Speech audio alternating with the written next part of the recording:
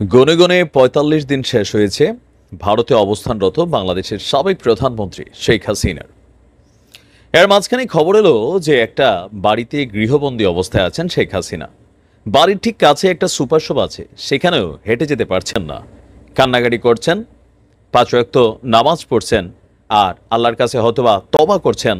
এমনই দৃশ্য আমরা ভাবছিলাম। কলিজার টুকরা সন্তান পুতুলের সাথে তার দেখা হচ্ছে না, জয়ের সাথে ফোনে কথা হচ্ছে না।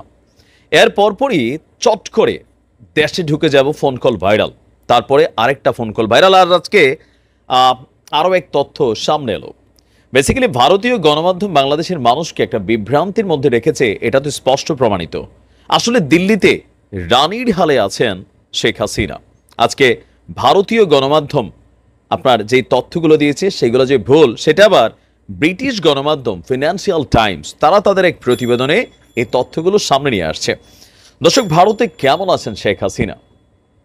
মেয়ের সাথে শুধু দেখা না, একসাথে জগিং চলে, নেতাকর্মীদের নিয়ে বৈঠক চলে, পাশাপাশি হালকা পাতলা খাবারও চলে। আরও বেশ রাজকীয় কায়দায় জীবন উপভোগ করছেন ভারতে। আরও পরিকল্পনা করছেন হয়তোবা কিভাবে বাংলাদেশে আওয়ামী লীগকে আবার উজ্জীবিত করা যায়। আপনার ফিনান্সিয়াল টাইমসের তথ্য অনুযায়ী রাজধানী দিল্লিতে মেয়ে পুতুলের সঙ্গেই থাকছেন হাসিনা। এমনকি তাকে তার দলবল নিয়ে দিল্লির অন্যতম অভিজাত পার্ক কি বলো যে লোদি গার্ডেনেও ঘোরাফেরা করতে দেখা গেছে শেখ হাসিনাকে। 18ই সেপ্টেম্বর প্রকাশিত প্রতিবেদন সংবাদ মাধ্যমটি বলছে, গত মাসে বাংলাদেশ থেকে যাওয়ার পর নয়াদিল্লির নৈশভোজের অনুষ্ঠানগুলোতে যেই ইস্যুটি আলোচনার বিষয় হয়ে উঠেছে, শেখ হাসিনা এখন কোথায়। ভারতীয় গণমাধ্যম, বাংলাদেশের গণমাধ্যম নানান ধরনের প্রতিবেদন যখন দেখিয়েছে, তারপরই সামনে এসেছে শেখ হাসিনা কোথায়।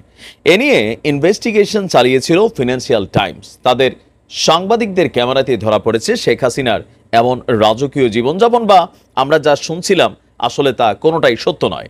আর যেটা হচ্ছে যে সীমান্তের কাছে তিনি আছেন, চট করে ঢুকে যাবেন, সেটা আসলে তিনি মিথ্যে কথা বলেছেন। বাংলাদেশের একটা পরিস্থিতি আসলে হয়তো অনুধাবন করার জন্যই তিনি এই কথা বলেছেন। সীমান্তের কাছে না, তিনি এই মুহূর্তে আছেন সরাসরি দিল্লিতে। আর হাসিনার বিষয়ে বরাবরই সকল কিছুই গোপন রাখছে ভারত সরকার, আর এর কারণে তার অবস্থান নিয়ে জল্পনা কল্পনা চুঙ্গেছিল আপনার ভারত এবং বাংলাদেশে। বিভিন্ন মাত্রার বিশ্বাসযোগ্যতার সাথে ভারতের এই আড্ডাবাজ ক্লাবের সদস্যরা ব্যক্তিগতভাবে দাবি করেছেন ভারতীয় সরকারের একটি সেফ হাউসে রয়েছেন এই মুহূর্তে তার মেয়ে সাইমা ওয়াজেদ এবং শেখ হাসিনার সাথে শেখ রেহানা।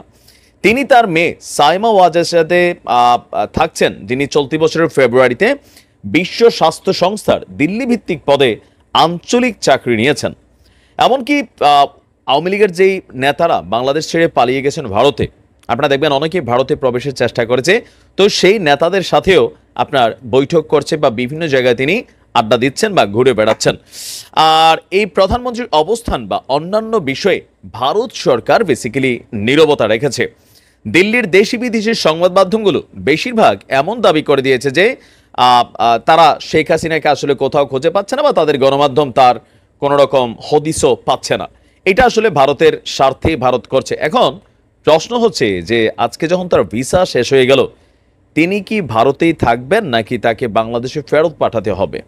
ভারতের আইন কি বলছে? বাংলাদেশের সাথে ভারতের 2013 সালে যে সর্বশেষ চুক্তি হয়েছে, অথবা প্রতিবেশী রাষ্ট্র হিসেবে যে চুক্তিগুলো আছে, সেই চুক্তির আওতায় ভারত কি শেখ হাসিনাকে আশ্রয় দিতে পারে? তবে মজার ব্যাপার হচ্ছে ভারতের প্রত্যেকটা রাজনৈতিক দল, আপনারা দেখেন যে ভারত একমাত্র দেশ না, পৃথিবীর অনেক দেশ নিজেদের দেশের মধ্যে নানান কিছুতে রাজনৈতিক দলগুলোর মধ্যে মতবিরোধ আছে, দলাদলি আছে, পাল্টাপাল্টি বক্তব্য আছে, হানাহানি আছে, কিন্তু পররাষ্ট্র নীতিতে তারা কিন্তু ঠিক একজোট। আপনি তো দেখেন গেল কয়েকদিন আগে মার্কিন যুক্তরাষ্ট্রের রাহুল গান্ধীর যে বক্তব্য, নরেন্দ্র মোদীর যে বক্তব্য, মমতা দিদির যে বক্তব্য, বেসিক্যালি প্রত্যেকটা দল তারা আলাদা, কিন্তু প্রত্যেকেরই একটা বক্তব্য একটা ইস্যুতে খুবই সিম্পল। আওয়ামী লীগ ইস্যুতে এবং বাংলাদেশ ইস্যুতে সোজা হিসাব, বাংলাদেশের মসনদে আওয়ামী লীগ ক্ষমতায় থাকলে ভারত শান্তি ফিল করে। আর এটার বেশ কিছু কারণও আছে। আমরা অতীতে দেখেছি ভারত কিভাবে অবৈধ সুবিধা নিয়েছে বাংলাদেশের কাছ থেকে, সীমান্তে হত্যা করেছে, সরকার নীরব ছিল। তো সকল কিছু মিলিয়ে আওয়ামী লীগের নেতাকর্মী যারা টেনশন করছিলেন যে প্রধানমন্ত্রী, সাবেক প্রধানমন্ত্রী কি খায় না খায়, তারপর অনেক ছবি টবি ভাইরাল হচ্ছে, আসলে কিছুই না, তিনি খুব ভালো আছেন, আরামায়েশে আছেন, আর বিভিন্ন দেশে থাকা নেতাকর্মীদের সাথে যোগাযোগ করছেন, এমনকি এই মুহূর্তে বাংলাদেশের জাতিসংঘের যে তদন্ত কমিটি আসছে তাদের কাছে আওয়ামী লীগের নেতাকর্মীরা কি করবে না করবে সেই সম্পর্কে নানান গাইডলাইনও দিচ্ছেন।